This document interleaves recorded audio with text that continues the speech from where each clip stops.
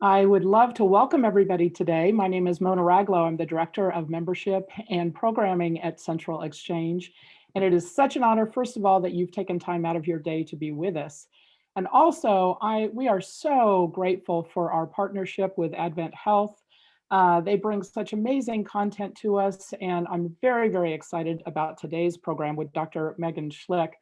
And I'm going to introduce Mallory. Mallory Lauer is the Director of Community Engagement at AdventHealth, and she's going to share a little bit about Dr. Schlick, and then we will get started with our program. So Mallory, I'll turn it over to you. Afternoon. Thank you. So nice to see all of you today.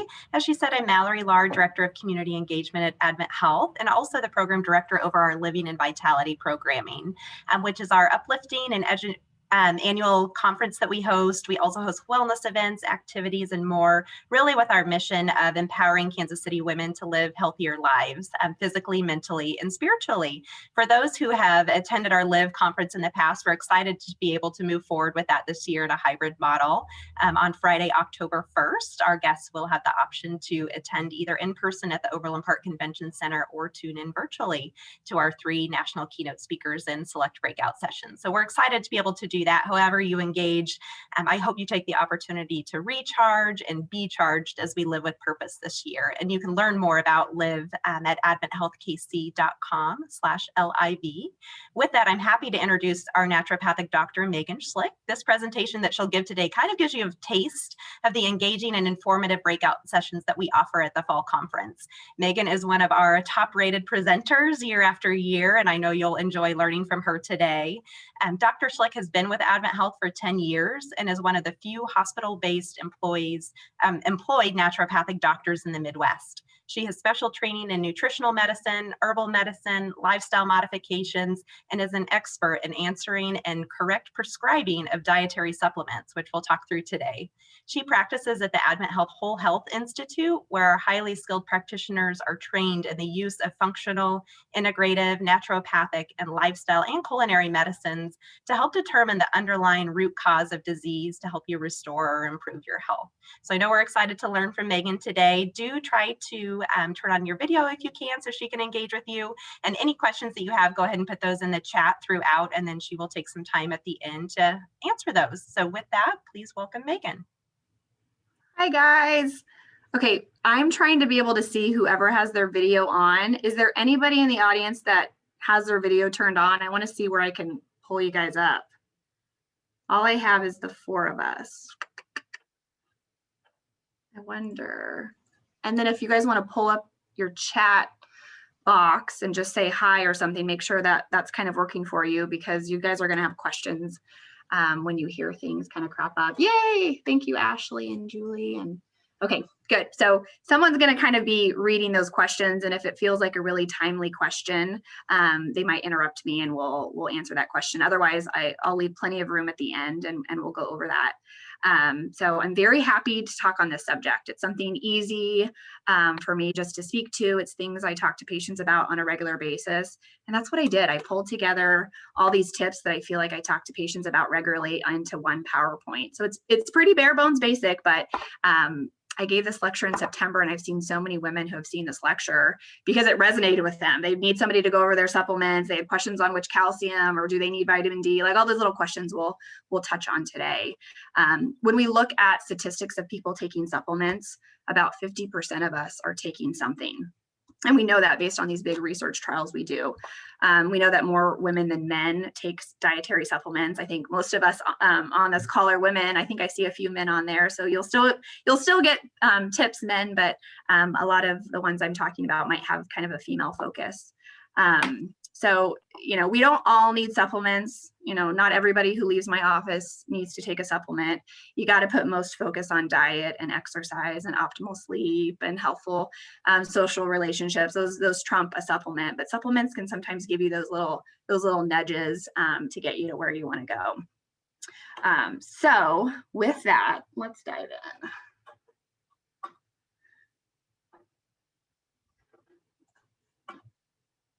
Okay, so an analogy I talk to patients about frequently on a lot of different categories is how the supplement world is kind of a little wild, wild westy. It's not as regulated as it needs to be. It's a huge industry. It's a low threshold to make a supplement and put it on the shelf. There's not very many hoops, shockingly, that you have to jump through to sell a supplement.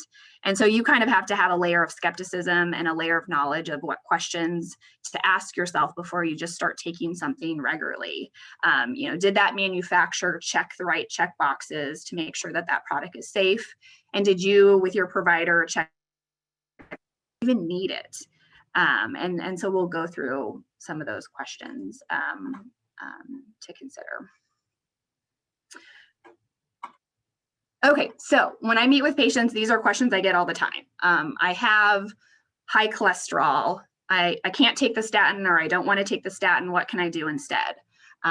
Do I need a supplement to stay well? Do I need to take a multivitamin? One of my doctors told me I needed to start calcium, and I went to the store and there was 10 different calciums. Which one do I get? That one's a popular one. Can be overwhelming at the store when you see all the different options. And then does price matter? Can I just buy the cheapest, best deal, and is that okay? I would say all those are, well, I don't know. What's, do you have indication?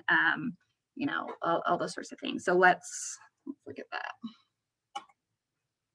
So I don't know if you've ever heard of Consumer Lab group that does quality testing on supplements.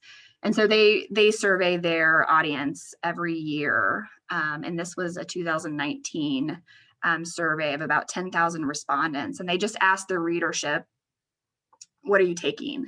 And of the people who were taking supplements, these were the top 10. Vitamin D was the most popular used supplement, and vitamin B12 was the number 10 used supplement. I don't have the 2020 survey results yet, but I bet you we would see some different nutrients on there. I bet you we would see zinc on there. In the chat box, if you're on zinc right now, give a thumbs up. I think we'll see that there's quite a few people on there. It's been kind of making the round on for certain immune reasons. But I'm going to touch on quite a few of these. Do you need vitamin D? Which magnesium do I get? Any tips on fish oil? We'll talk about B vitamins, especially B12 extensively. I'm a big stickler on making sure your B12 levels are where they need to be. We might come back to this slide at the end if we have some extra time. I have a lot of fun things to talk about these ones. Okay, so when determining if you're going to benefit from a supplement, I think of this three-legged stool. Do you have proper indication for the supplement? That one takes the most time and thought to consider. What about safety? Is it safe for you to take a supplement? I'm thinking of a recent patient I've seen who had super high blood pressure, and she was hoping to take a supplement to lower that blood pressure. Off the cuff, I feel like her blood pressure was close to 200 over 100. And if you've ever seen me, I use the word heebie-jeebies a lot, but it gives me the heebie-jeebies in those situations, and there's not a supplement strong enough to lower that blood pressure. And so it's not safe for them to just do a supplement. And so I'll pass those patients back to their primary care or another physician who can maybe do the medication side of things. And then I'll have the patient, okay, come back and see me then once you get in a safer zone, and then we can see, well, what's causing the elevated blood pressure? Is there a nutrient that you're missing? Is there a diet change we need? And we can kind of figure out that aspect. And with the safety aspect, you also have to make sure that it's not going to interact with anything you're taking, whether it's a medication, another supplement, a lifestyle factor you do. You don't want the supplement to mess with your health. And then lastly, that third leg is quality. Is what I'm taking what I think it is, nothing more or nothing less? And is it going to give me the benefit I want it to? Okay, so indication. This is my favorite. This is where I kind of geek out with patients and ask them a ton of questions and figure out, is there indication for a certain treatment path? And supplements can definitely be on there of something that can help them. And so you got to think of health goals. What are your health goals? Do you want more energy? Do you want your libido improved? Do you want to focus on weight reduction? Do you want more sleep? And then that question, well, is there a supplement for that? And I'll tell you, maybe there's no magic weight loss pill. There's no magic bullet with that. But if you can figure out the underlying cause of why you're experiencing those things, that's where you're going to get the magic. What are your health goals? What's your health history? What's your diet like? Are you on a restricted diet because you have a food intolerance? If you're eliminating gluten or dairy, what nutrients do you need to stay on top of? If you're vegan or vegetarian, you got to make sure you stay on top of iron and B12. If you're vegan and vegetarian and see me, I'll get you on a regimen where we test certain levels on a yearly basis to make sure that your diet is maintaining your levels. Do you have to take an antibiotic once or twice a year? If so, what's the health of your GI system like? Is there any support that would benefit you there? Chronic digestive symptoms. Do you have IBS or an IBD, inflammatory bowel condition, that might affect your ability to absorb the nutrients from your food? If so, what are those nutrients and what ones do you need to stay on top of? I grew up working in my grandmother's health food store in Western Kansas. And so at a young age, I saw, people coming in wanting to feel better, or medications weren't working, or they just weren't ready to go to a medication. And so I learned a lot in those situations. And man, diet matters. Diet will trump just taking a supplement. Medication. So if you're on a medication for longer than a few months, over time, certain ones can deplete nutrients in your body, nutrients that your body needs. And so we'll talk about a handful of the popular ones that I see patients taking. Proton pump inhibitors, those are your reflux meds, oral contraception, hormone replacement, metformin, steroids, diuretics. All those over time can deplete certain nutrients that play a role in health. So we'll touch on those. Review of systems. This is where you go see your doctor and they ask you a ton of questions about just random symptoms. And so when I'm asking patients these yes/no questions, it has to do with certain nutrients. So it's common for me to ask, do you get canker sores? Do you have restless sleep? Those are B vitamin and iron questions. Do you get that little eye twitch in your eye where it's almost like cramping up? That's a magnesium thing. Do you get leg cramps and Charlie horses? Again, those are magnesium questions. Do you get tingling in the fingers and toes or ringing in the ears? Those are a certain B vitamin symptom when you get too low. I'll do a physical exam to kind of look at nutritional status. This is a neat one you can do at your desk, but use your thumb and push on the front of your shin bone, that tibia.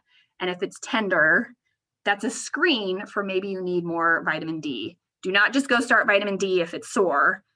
Maybe have a check mark of like, oh, if I haven't had my levels checked, maybe I should ask my doctor to check it. But when you get too low in vitamin D, your bones can get soft and tender.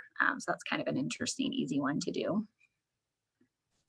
Balance issues. So if you have, if you feel like you're always tripping, or you have unsteady gait, or if you close your eyes and put your arms out, do you sway more? Those are B12 physical exam findings that might be worth then more evaluation. And it's not uncommon for me to check labs. So if we go through all this and it seems like it would be important to check certain nutrients, we go ahead and have you go to the lab and get those nutrients checked, and then just make sure it makes sense for the patient. So if you're low in a nutrient because of these things we just talked about, a lot of times just improving it in your diet isn't enough. You usually have to do, I call it shovels of it for a while to get your levels up. And then the goal is to figure out in your diet how to maintain that. Okay, so medication. So there's certain prescription meds that over time can deplete important nutrients.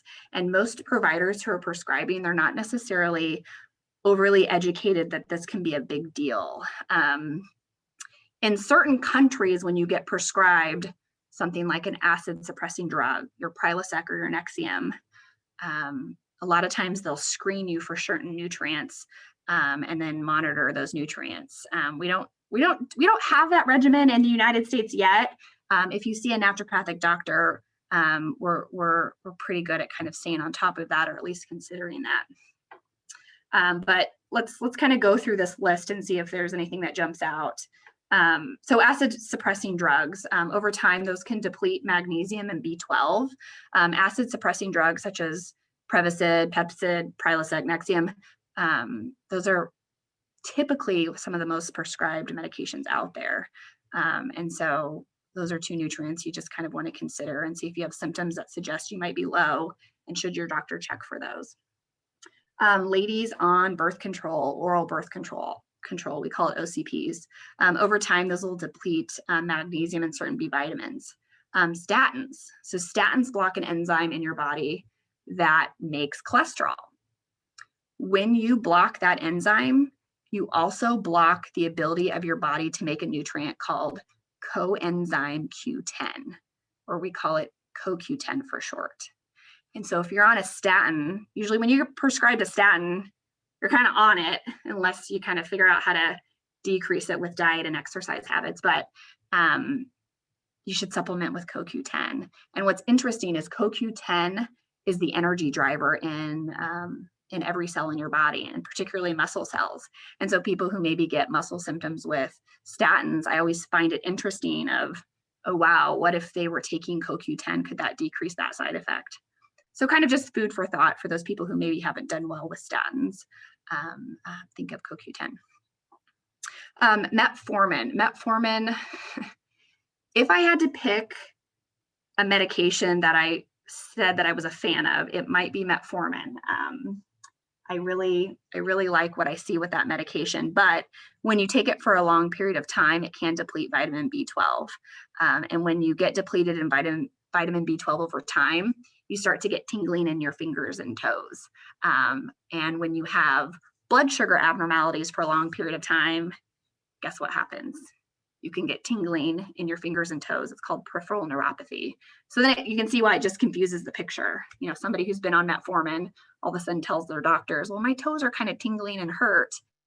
They might just get it blamed on their blood sugar abnormalities and not necessarily know to check their vitamin B12 levels.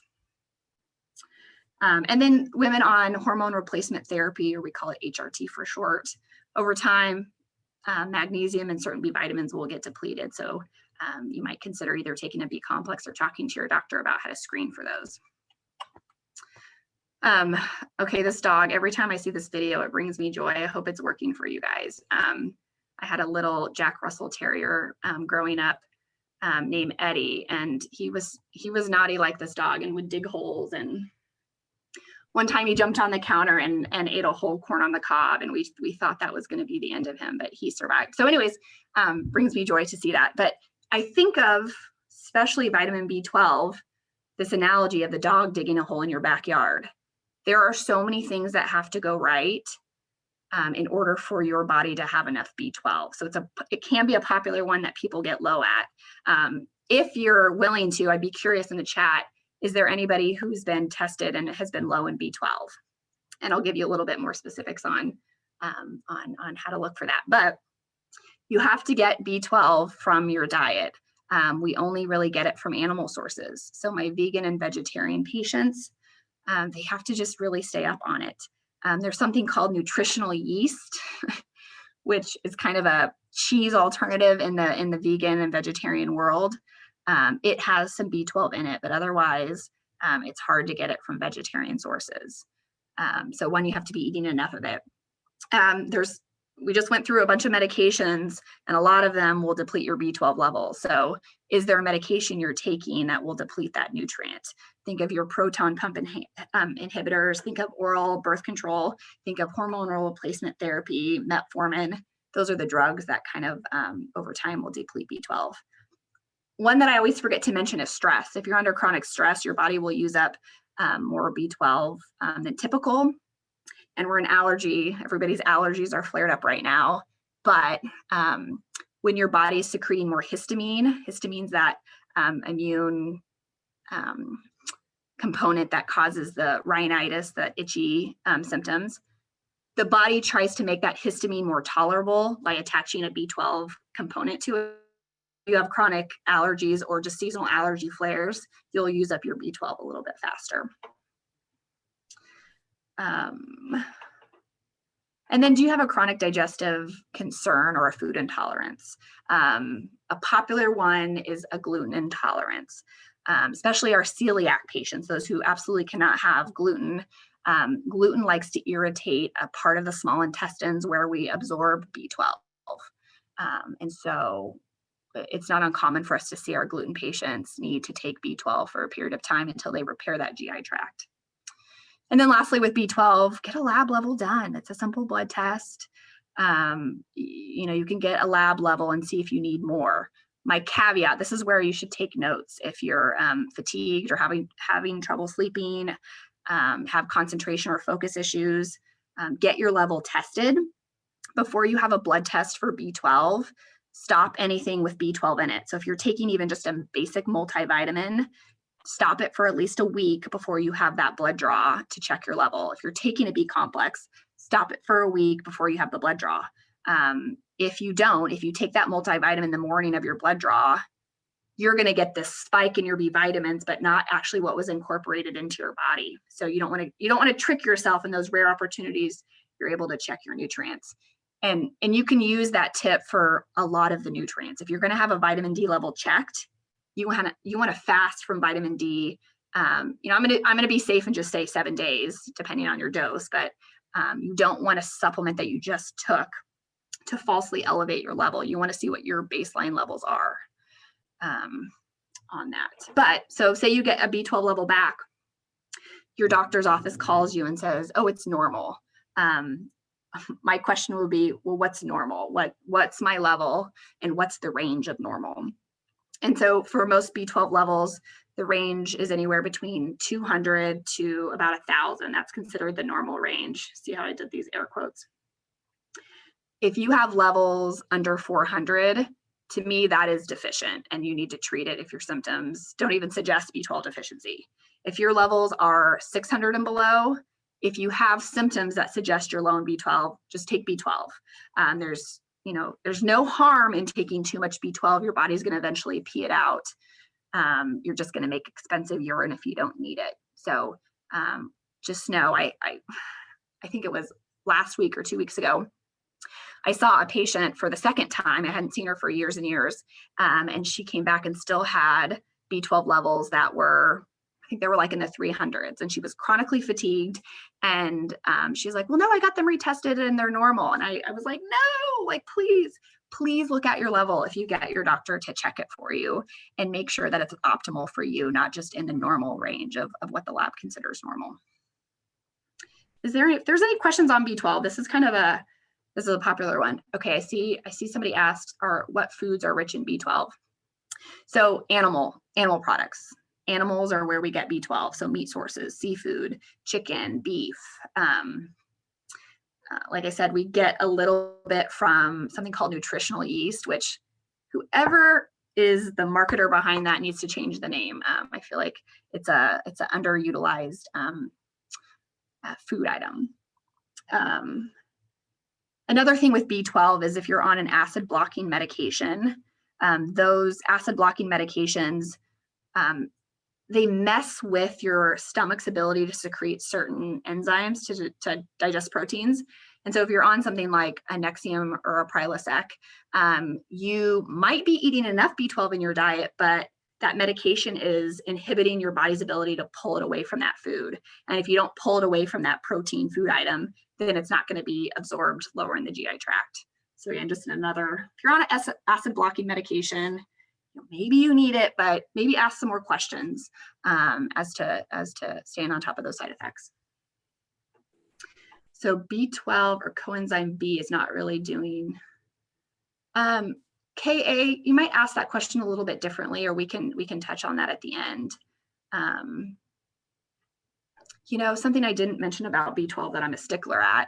If you have your multivitamin, go grab it real quick. There's something I want to show you. Looking at the label, I brought some of my supplements in, but if you go to the grocery store or health food store and you look at the vitamin B12s on the shelf, there might be 10 B12s to choose from. Some of them will be different dosages, but they might be different types of B12. And so typically with vitamins and minerals, there's a specific name for, how do I explain this for B12? There's different sources of where we get the B12 from. And so the most popular source of B12 is something called cyanocobalamin. So if you look in the parentheses, of your bottle in really small print, it'll generally tell you what kind of B12 they're using in that supplement. So the cyanocobalamin form is a synthetic form. It's the one that in the 1980s, they figured out how to make in a lab, and it's super cheap to include in a supplement. So it's the most popular. It's not the best used in the body. If you want to get the biggest bang out of your B12 supplement, you want to look for one that's called methylcobalamin. And I can spell that out in the chat feature, but methyl B12 is sometimes what the label will say. And so I brought in, mine. I don't know if you guys can see this. There's other brands you can get. This is just one that I love. It's called methyl B12. And if you look in the small print, you can't see that very well. It'll say methylcobalamin. Anyways, as soon as that one gets absorbed, it can go to work. About 30 to 45% of the population has a genetic SNP. I'm not going to get too technical here, but basically when they take B12 in from a synthetic source, it's not activated properly and they don't get the full benefit of it. So spend the extra couple dollars, because it will be a little bit more expensive, and get that methyl form just to sidestep that.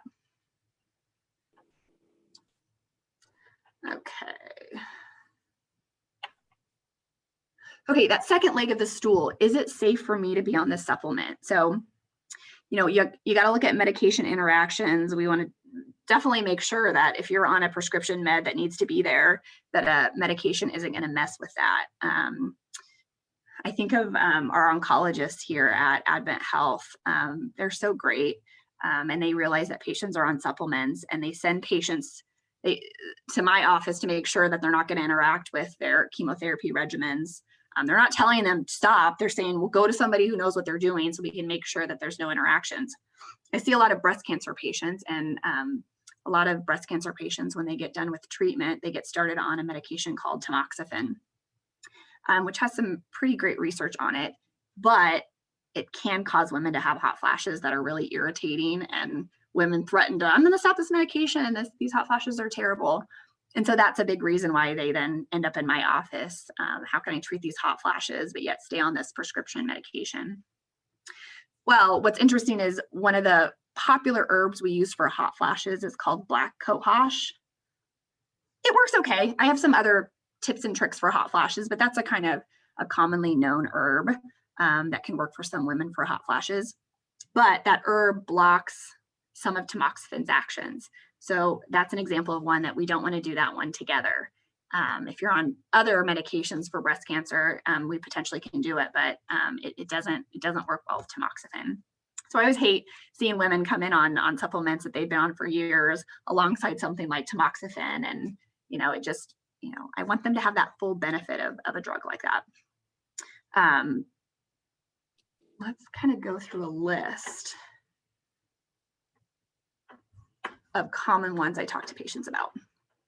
So this is a list that I've thrown together of things that have contraindications or interactions that are worth noting. And so I'm just going to I'll give you a little tip on each one of these. Fish oil is a commonly known one for its blood thinning aspect. So if you have a surgery upcoming, that's one that your surgeon's going to tell you, stop this, a week in advance. But I also tell patients, if you have a dental procedure or anything that's going to, cut the skin, we don't want you to bleed more than you need to. So just stop the fish oil. Generally 48 hours is enough, but it's also really easy just to say, take a vacation on the supplement for a week. The beauty of supplements is you can do that. It's not going to throw your health for a loop if you take a break on your supplements. If you're a patient of mine, you've heard me say, well, take a vacation on it. Like, let's see how you're doing. Is that glucosamine and chondroitin helping your joint pain? I don't know. It's a home run for a lot of people, and for some people it doesn't do anything. So take a break for a month and see if your joint pain worsens. So I'm always supportive of that. St. John's wort. St. John's wort is an herb. It's called Hypericum perforatum is the genus and species name. But we use this one a lot for depression or mood. If we want somebody to have a little bit more serotonin support, maybe before they consider starting an antidepressant, I'll recommend certain dosages of St. John's wort. You don't want to do it alongside certain antidepressants, but it's kind of that step before an antidepressant in my patient population. But if I start a woman on that, and it's like spring or summer, I threaten them with, don't get in the sun. If you get in the sun for long periods of time, that herb at higher dosages can cause your skin to get more sun sensitive and you'll get a really bad sun rash. I can't say I've seen that, and I don't know if it's because I just fully educate patients on that, but it is something that can happen with that herb. That herb alongside milk thistle also speeds up your liver's ability to detoxify. So you'll see that a lot with detox protocols. You'll see those two herbs included, which sounds great. Yeah, I want my liver to work as best as possible, but if you're on a medication that they figured out the perfect dose for you, and then all of a sudden you give yourself liver supportive herbs, you might use up that medication more quickly and not get that full benefit of it. And so I think of my women on birth control. They're on oral birth control. They do not want to get pregnant. And then we give them something like St. John's wort or milk thistle, and then they use up their birth control more quickly, and then they get pregnant. Like that like keeps me up at night. So just be aware that herbs can be great in the right situations, but you just need to make sure that they're not going to interact with the drugs you're taking. Digestive enzymes. So there's not very many contraindications for taking a digestive enzyme, but if you're on something like Nexium, Prilosec, or we call them the PPIs, the proton pump inhibitor family of drugs, you don't want to take a digestive enzyme that has hydrochloric acid in it, because you're kind of negating the benefit of the PPI. So that's a little one. If anybody has questions with that, we can chat. Probiotics. So probiotics, I'm a big pusher of probiotics if you need to take an antibiotic, but you need to know the timing of when to take those. So say you have a gnarly sinus infection, and it's been going on for a month now, and an antibiotic is the best thing for you. Generally, they're going to be prescribed for you to take an antibiotic morning and night for 7 to 10 days. Well, you want to pick it up from the pharmacy, and then you want to go pick up a really good probiotic to take alongside it, but you want to dose that probiotic as far away from the antibiotic as you can. So let me kind of say that again. You want to take a probiotic at the same time frame you're taking the antibiotic, but you want to take it maybe at noon and take the antibiotic at breakfast and dinner. So if that's confusing, I want to go over that again because it's super important. I find so much benefit to trying to maintain the health of your GI system during an antibiotic prescription. And then my kind of baseline recommendation is stay on that probiotic for at least 2 weeks after your last dose of antibiotic. So it's always kind of nice to have that probiotic just there ready to go. The one I like is you can just keep it on your shelf and it's shelf stable and it works great. But there's lots of options out there. We talked about the black cohosh interaction with tamoxifen and breast cancer. Iron. So iron blocks a lot of things, a lot of medications. You don't want to take it alongside your thyroid med. It can, it's just a hard one to absorb. And so if you drink coffee or tea, you don't want to take iron at the same time. You want to, if you're a coffee or tea drinker in the morning and you're iron deficient, you want to take your iron in the evening time. If your doctor's raising your dose of iron, your stools, your poop will start to get black, and sometimes that freaks patients out. So just know that that's normal, but just to be aware of that fact. I hope there should be a opportunity for us to talk about iron. I'm a big stickler in women staying on top of their iron levels. Iron fixes a lot if you're low. And then the last one I've found myself talking to patients about over the years is collagen. I'm a collagen fan. I think the research on it is interesting, but I like it because it's a nice, easy protein that you can add in a smoothie or your oatmeal or your coffee. It dissolves really nicely, and generally people don't react to it. But if you have a history of kidney stones, you don't want to do too high of dosages of collagen. I think when we looked at the research last, it was you don't want to do over 10 grams of collagen if you've had kidney stones in the last few years. So keep that on your radar. If it's been 10 or 15 years since you've had a kidney stone, I wouldn't be overly concerned, but just keep that on your radar if you're doing 2 scoops of collagen consistently. Oh, I missed turmeric. I see that. Thank you. Ellen. Yeah, so turmeric or turmeric, depending on who you are, that is an anti-inflammatory herb. It's one of my favorite anti-inflammatory herbs. One of the active constituents in that herb is called curcumin. And curcumin, I love curcumin for pain situations and anti-inflammatory situations. But it has some blood thinning aspects, so you want to be mindful of that. If you look at your supplement bottle, if you're taking curcumin, you'll find that a lot of them have black pepper in it. Curcumin's a hard herb to absorb in the GI tract, and so they found that black pepper, we call it a driving herb in the herb family. It'll help bring in that curcumin. So, you know, bare bones, find one with black pepper, but there's also even fancier varieties that I'll sometimes use with patients that's even more absorbable than the black pepper curcumin varieties. So.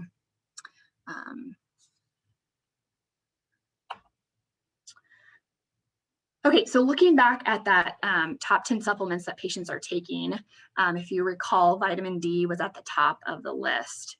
And again, I think if we see 2020 and 2021's list, I think it's still going to be at the top of the list. It's getting so much press. It's like, finally, us in our field, we're like, finally, vitamin D is getting some accolades, and not just for bone health. Vitamin D is super important for your hormonal system, for your immune system. We know that in big research trials, people who have normal levels of vitamin D have a lower incidence of breast and colon cancer. So to me, this is what I consider low-hanging fruit.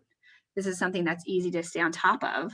And so you hear about it a lot in the press, and it's easy to just say, well, I'm just going to go start a supplement of it. That's okay if you know what dose is safe for you to take. And so my top recommendation is ask your doctor to test it.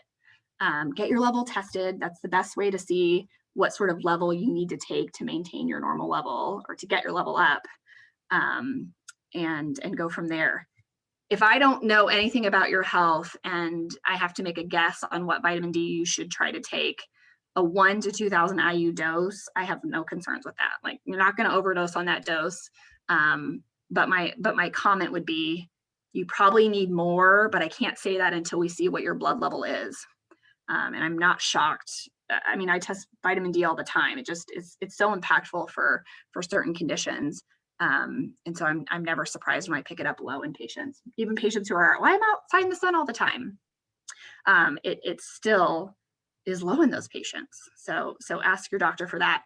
And don't be mad at your doctor if they push back and they don't want to test it, or if they never tested it on you.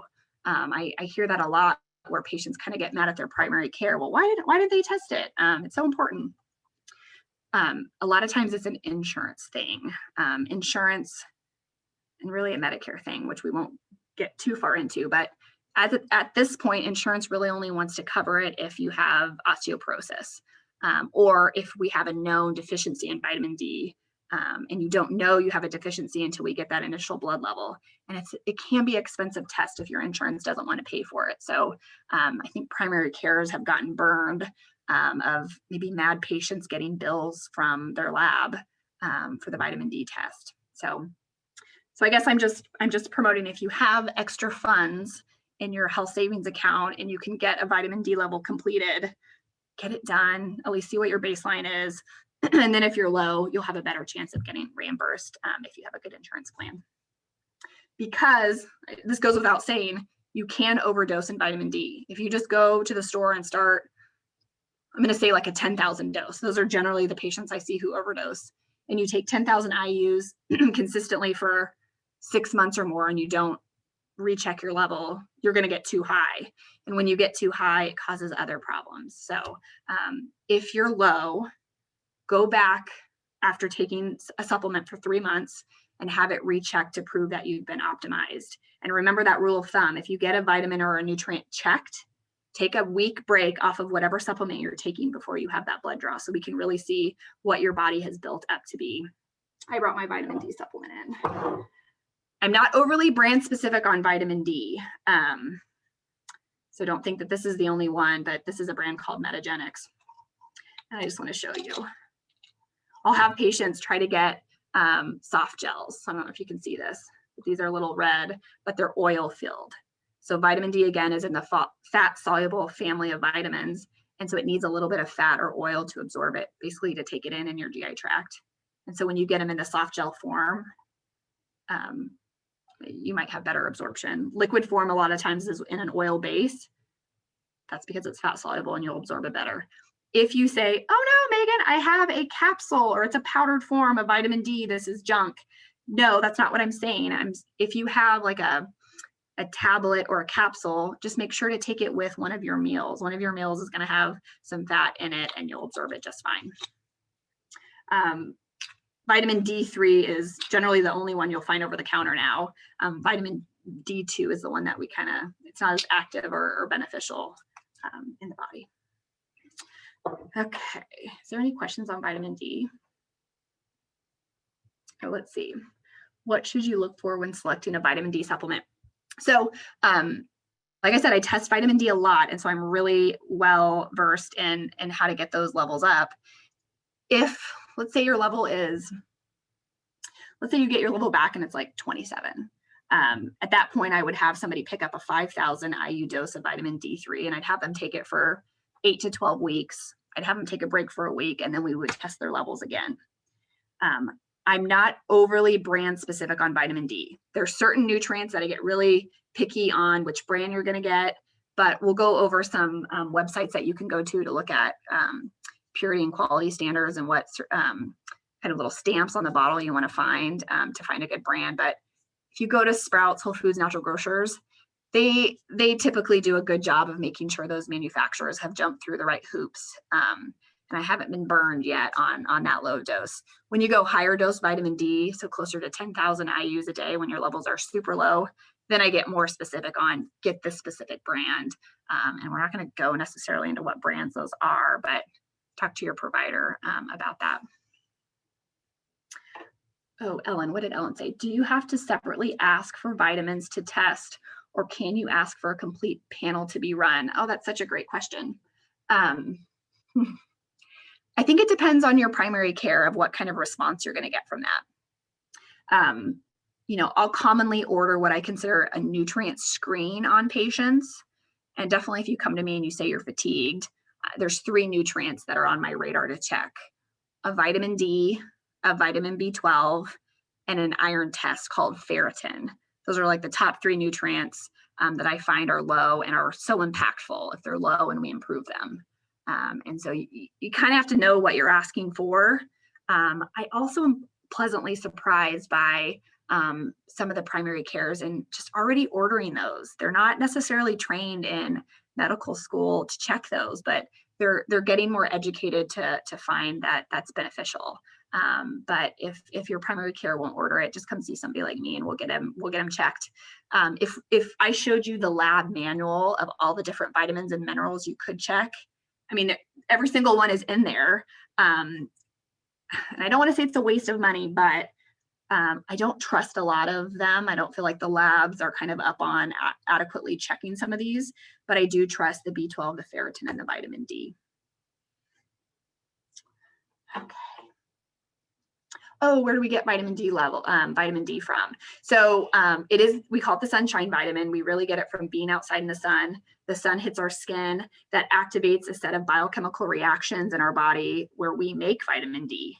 And so we kind of are in a world where we have UV protection on our windows and our cars, or our dermatologists kind of have us trained up to put SPF on before we leave the house. So when you use those things, you don't make as vitamin D as efficiently. We get vitamin D from some food sources. So animals who are grazing in some sunny pastures. So think of your grass-fed cows. We'll get vitamin D from them. We'll get it from their milk.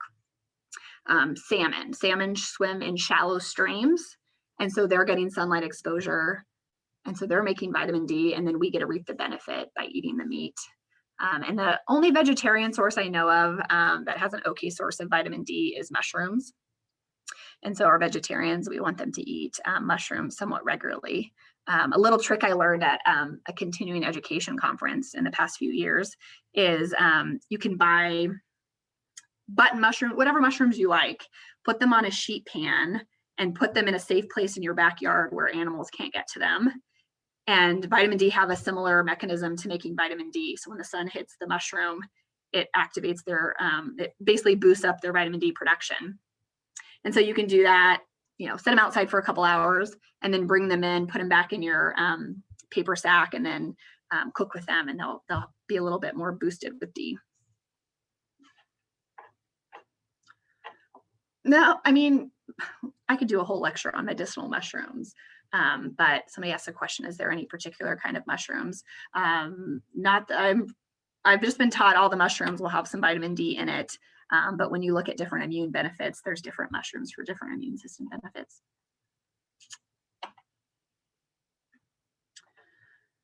Okay, so that last leg of the stool is quality. Am I using a quality product? How do I even know I'm using a quality product? It is what's on the label in that product, nothing more, nothing less. Do you want that plump red apple, or are you secretly getting that bruised, not properly stored apple? That's kind of the analogy I think of. I won't mention any big box stores, but there's certain big box stores that I feel like buy the brown lettuce. Like all the quality companies, they do all the testing to make sure that their ingredient list is superb. And then whatever doesn't pass their standards, they don't just throw it away, sadly. They sell it off to another retailer who then is just going to package up that lower quality product and make a more cost-effective supplement that maybe doesn't have the quality that some do. So just know that we don't want to buy the brown apple. We want to buy the nice red apple. And so how do you pick the red apple? Well, you have to have some knowledge of what to look for. And we'll talk about some of these.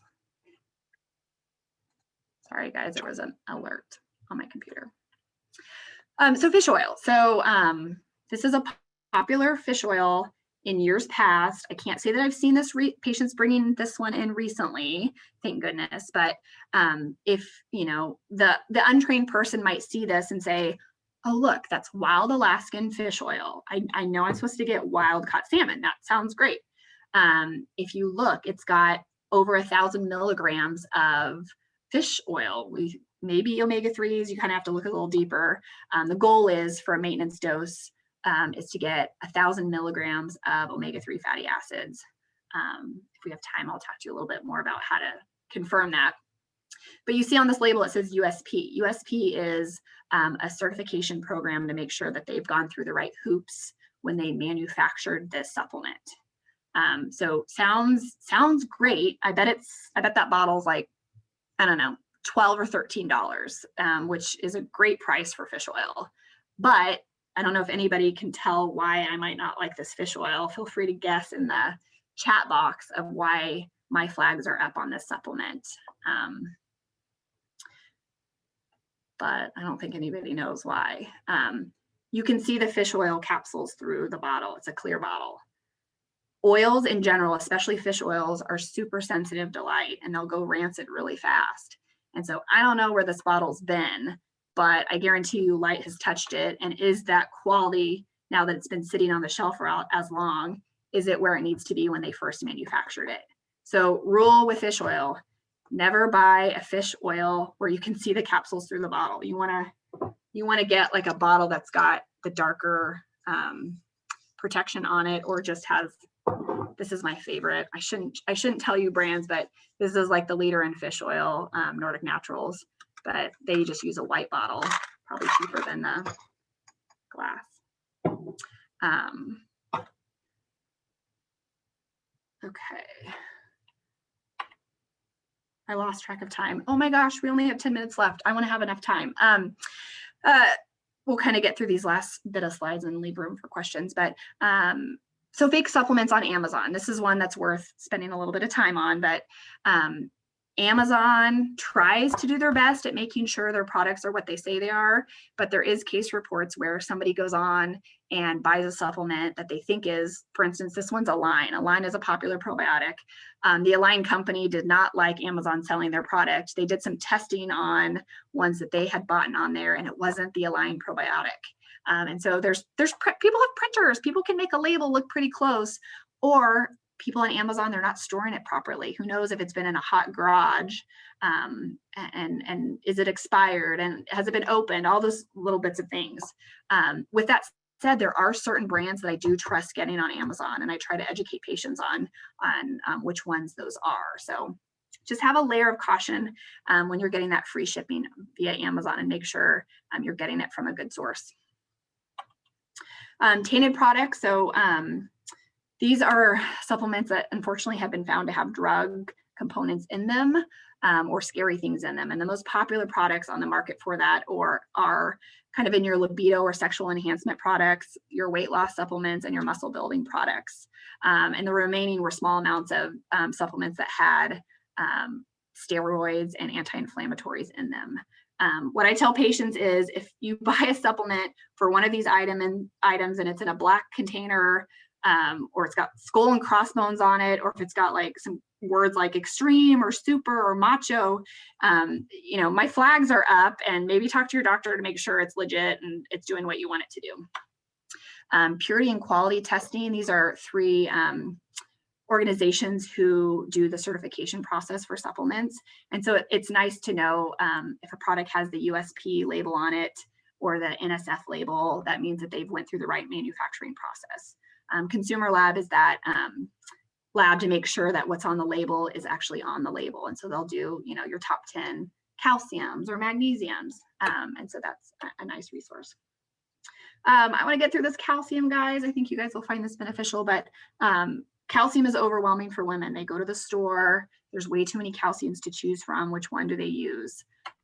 And so this is a popular one that a lot of women take from a big box store. But you'll see here on the label, if you look in the fine print, it just says calcium 600 milligrams. It doesn't tell you, if you can see my cursor, it doesn't have the parentheses to tell you what kind of calcium is there.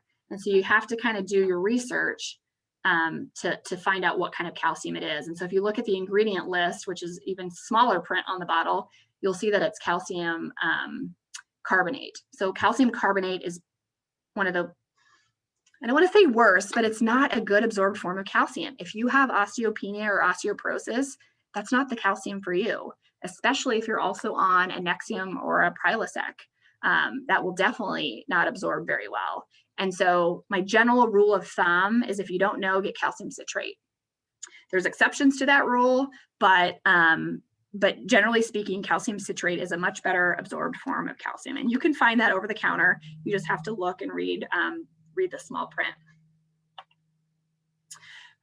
This is another popular multivitamin, and I've highlighted some of the easy ones to grab out and see if you have a quality product. So if you look at your label and it just says, for instance, B12, 6 micrograms, but it doesn't tell you in parentheses what type of B12, my flags are up that it might not be the right form that your body's going to like the best.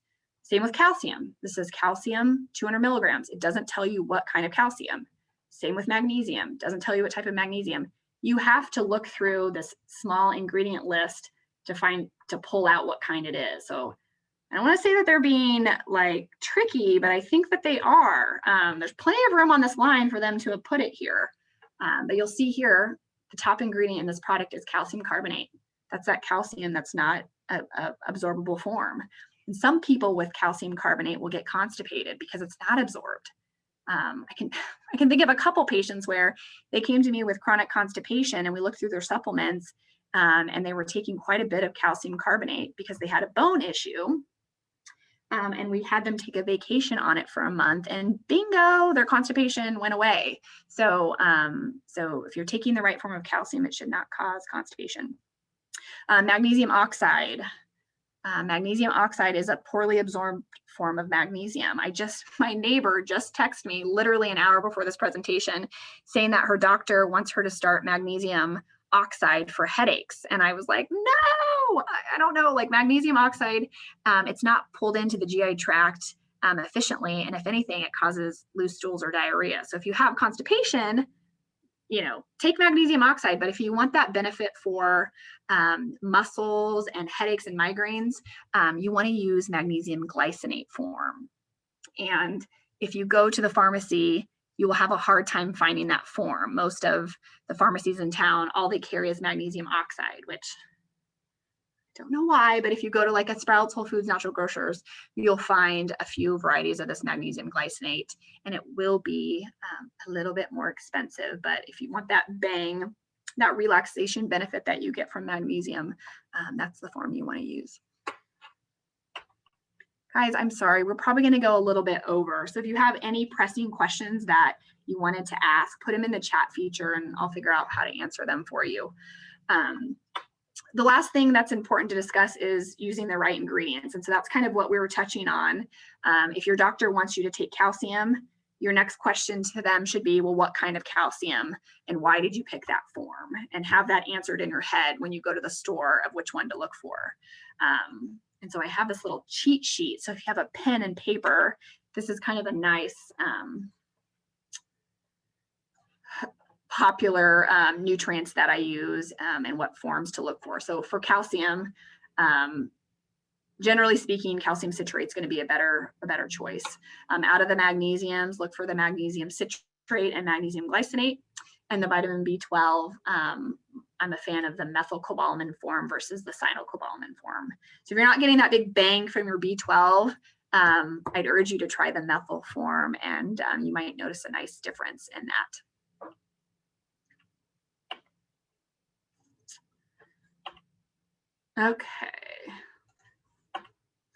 Okay, so lots of decisions when you're choosing a supplement.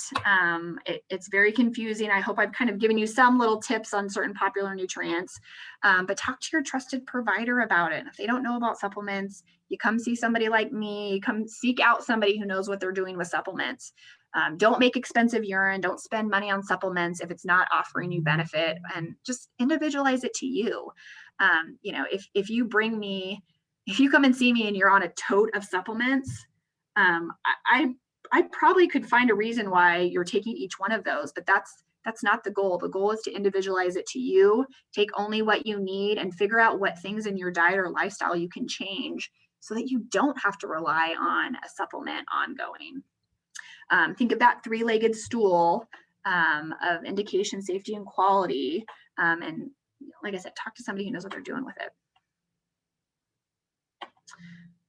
Okay, so here is my clinic info. If you've seen me as a patient before, my clinic was AdventHealth Holistic Care, but I'm so excited that in 2021, I've merged with a fabulous integrative physician. Her name is Dr. Teresa Habkova, who is amazing, and also one of the best dietitians you will meet in the Kansas City area. Her name is Lisa Markley, and so she's doing a lot of cooking classes, and she'll consult with patients as well for dietary needs.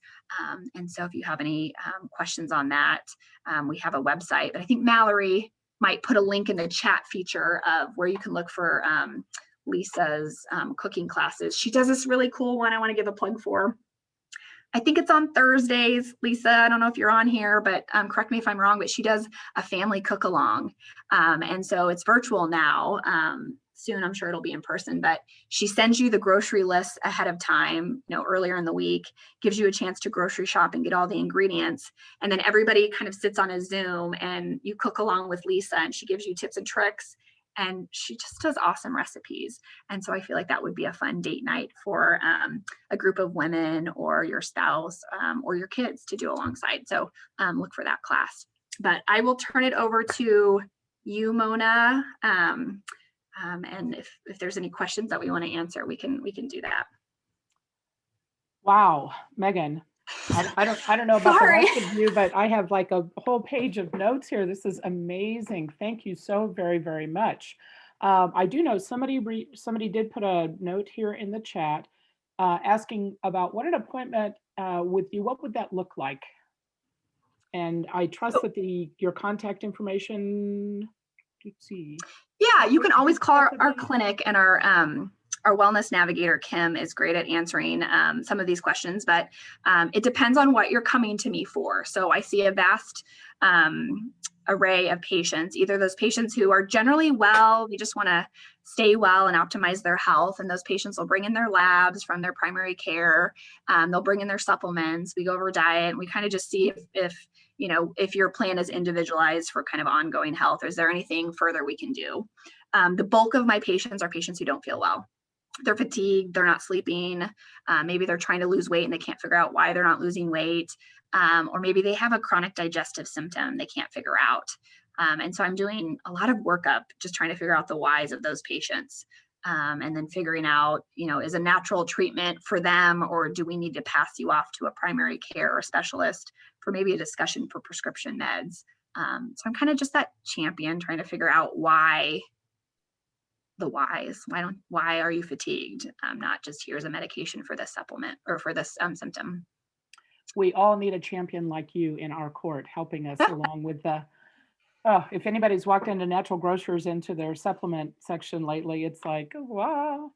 Maybe we need to just have a private shopping excursion with Megan. That would be fun. Oh, that would be fun. Yeah, let's think about that. And Megan, will you advance your slides just a couple? It still looks like on the blue screen that doesn't have your practice info. Oh, I'm sorry, guys. There we go. Perfect. So anybody you may want to take a screenshot of that slide. And then I encourage everybody to save the chat. There was some good information in there. So just click the 3 little buttons down in the bottom right-hand corner and click save chat, and we can go there. Mallory, did you have any final? I think Megan did an awesome job. There were a few questions that I know we didn't have time to get to. I'm wondering if, I don't know if Megan can post those in the chat, if somebody will still be able to access those, or if there's a better way to do that, but I apologize we weren't able to address all of them. I know it's an endless topic, so I appreciate everyone's time and tuning in today.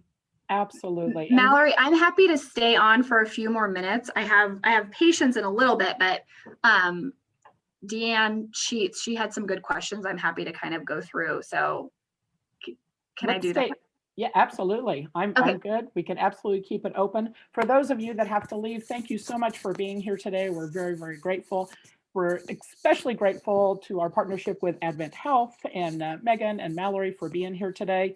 Be on the lookout from a follow-up email from Madison that will arrive later today. It'll be a link to this recording and any of the other information, Megan, that you want to share with our participants today. You can send that to Madison, and she will include it with the email that's going out today. So for anybody that can stay on, let's continue to learn from Megan. Great. So had a question, should we take all supplements at once or with food? And of course, Mrs. Sheets, the answer is it depends. So there's certain nutrients that we take on an empty stomach and certain ones we take with food. Generally speaking, most nutrients, they do better when you take them with food. And so I'd say most of the commonly used ones I use, I want them to take it with a meal, either because it's going to absorb better that way, or it's going to make sure that they don't get nauseous from that supplement. So like B vitamins, if you take it on an empty stomach, you're going to absorb it just fine, but it might cause some nausea. Time of day is almost more important with that question. And so if you're taking a nutrient that might play a role in why you're fatigued, you want to take that one in the morning. You want to reap that energy benefit during the day and not right before you go to sleep. And so something like B12 that I talked a lot about, take that one in the morning. Don't take it before you go to bed because it might mess with your sleep. And so a lot of times I have patients store their B12 in their bathroom in the morning to take. I'm a big fan of doing it under the tongue. So getting like a tablet or a liquid variety, putting it under your tongue, letting it sit there for as long as you can, and then swallowing, and then brushing your teeth after. If anybody's taken a tablet form of B12, it's red. I'll turn your teeth and your mouth red. And so that's why I like it in the bathroom. And then if it's bedtime and you're getting ready for bed and you see that supplement bottle sitting there and you're like, oh no, I didn't take it. Don't take it. Just, you forgot it that day and wait till the next morning to take those ones. Iron, I don't know if I mentioned this, but iron can be blocked. If you drink black tea or coffee at the same time you take an iron supplement, it can block the absorption of that iron. So if you're a female who's really iron deficient, you probably want to take your iron later in the day away from your coffee and tea. So those are a few little ideas. So yeah, it matters. Ask your doctor who's prescribing those of how to dose it best. We also don't want to interact with the prescription med aspect of it. What's the difference between an NP, a nurse practitioner, and a functional medicine doctor? I'm wondering, Deanne, if you meant the difference between a naturopathic doctor. So my credentials are an ND. I have my doctorate in naturopathic medicine. There's only, I think there's 5 schools in the United States now who have the right doctorate program to get a license to be a naturopathic doctor. I went to a school up in Seattle, Washington called Bastyr. It's the best one out there in my opinion, but I'm totally biased. After my bachelor's degree, I got my science, my bachelor's in science. I was accepted into a 4-year doctorate degree program up in Seattle where I learned naturopathic philosophy. I learned how to diagnose properly. I learned prescription medications, but then I learned diet and nutrition importance and herbs. So a little bit of difference between a naturopathic doctor and a functional medicine doctor, very similar. So I don't know what the functional medicine gurus think about this, but functional medicine, it stemmed from naturopathic medicine. Functional medicine is a way that we can conventionally train providers how to think a little bit more holistically with that whole goal of getting to the root cause of illness and not just treat symptoms. So you'll be in good hands with a functional medicine practitioner. They evaluate and treat very similarly to a naturopathic doctor. Okay, what other questions? We need a session 2.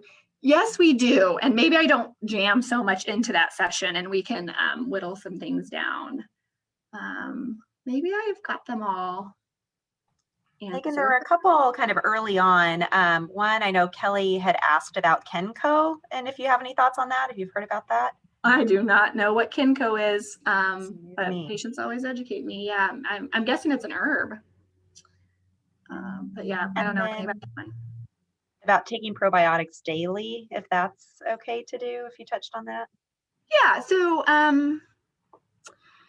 if you meet with me, I really want to kind of minimize supplements, but yet not miss out on anything. And so it would be safe for people to take a probiotic every single day, but I guess my question is, well, why are you taking it? Have we proved you need it? Is there an immune system issue? Is there, are you on an antibiotic for maybe acne ongoing? There's a couple situations where I have patients on them more long-term.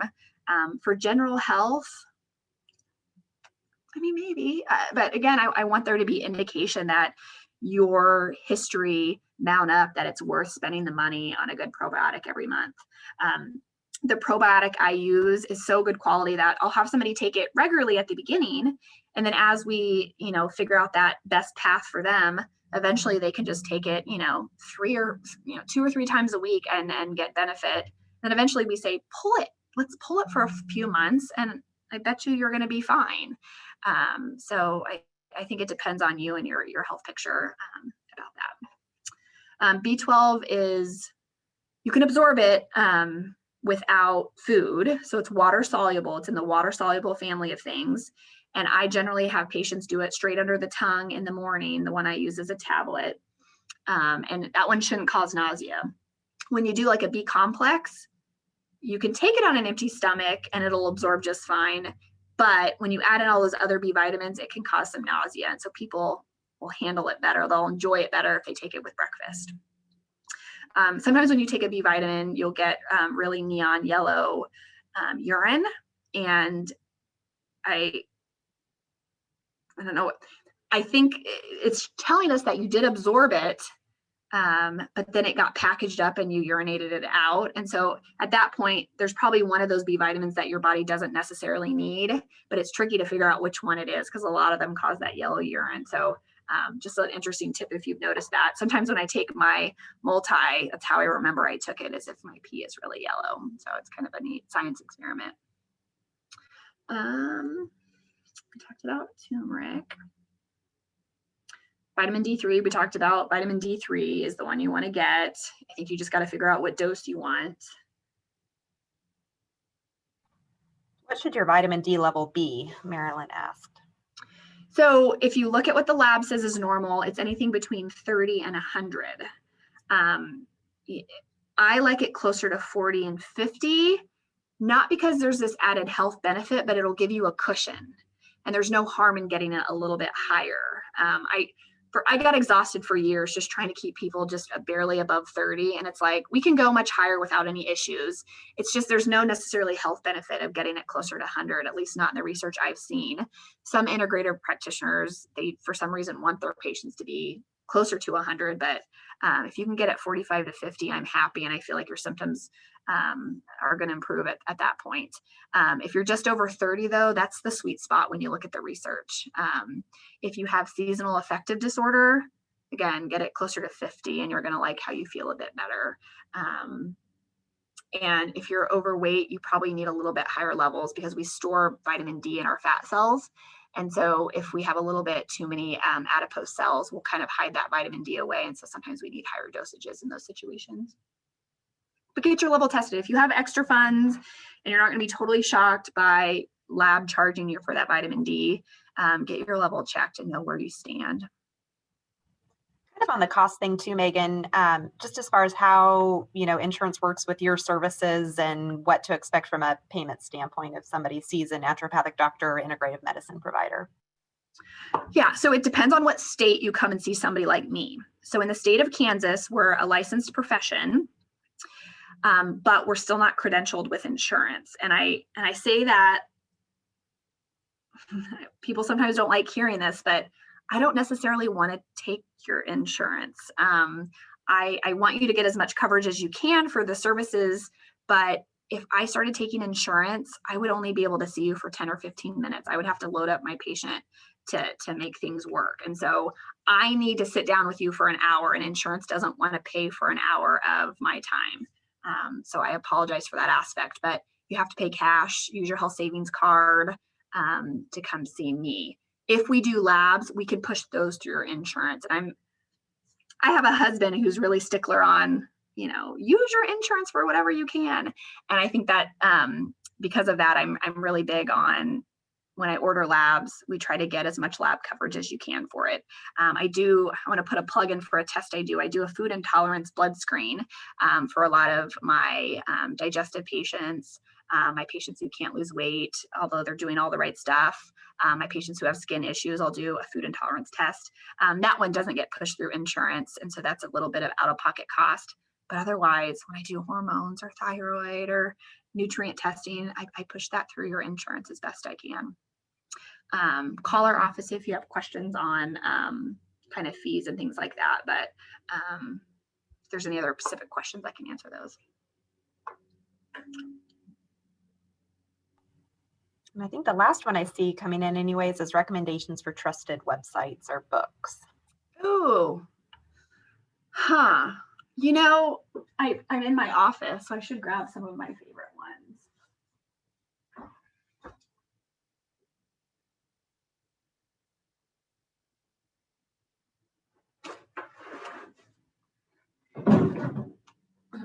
This is one of my favorite books, like to give a new family or something. It's called The World's Healthiest Foods. And it just educates you on the different food items and what nutrients are in that food. So like here's the cabbage page. And it's fun because it tells you what nutrients are in cabbage, how to properly cut and store and cook, and it'll give you a simple recipe. And so here's plums, and I love this book. I commonly will take pictures of these nutrients and give them to patients. There's a book, if you know Michael Pollan, he's kind of a celebrity in my eyes, but he's a big nutrition writer. And so he does a lot of plant-based nutrition writing. And I think when you read stuff like that, it just makes you feel good, and it makes sense, and it's motivating. And so the more you can educate yourself on the importance of your diet, the easier it is to make little changes here and there. And don't be hard on yourself if you don't eat, if you don't lean towards a plant-based diet. It takes time to kind of build on that. And a plug for Lisa Markley. She most of her recipes are, I'd say all of them are plant-based. And plant-based does not mean vegetarian. You can still have meat included in that, but they're just loaded with vegetables and fruit. So a plug for anything that has to do with plant-based diet. Oh, Lisa, thanks Lisa for coming. There is a website for the world's healthiest food. I've heard recently that the website is being finicky. So I don't know what's going on there, but yeah, hopefully that still works. Which collagen supplement would be best for a 70-year-old with inflammation? A common good quality brand over the counter is Vital Nutrients. You can get it at Sprouts, Whole Foods, Natural Grocers. I'm sure a lot of stores locally you can get it. But that's a okay one to start with. Lisa, I don't know if you have any thoughts on a collagen brand you like, but I'm a fan of doing the powder, not just the capsules, and mixing it with a food item.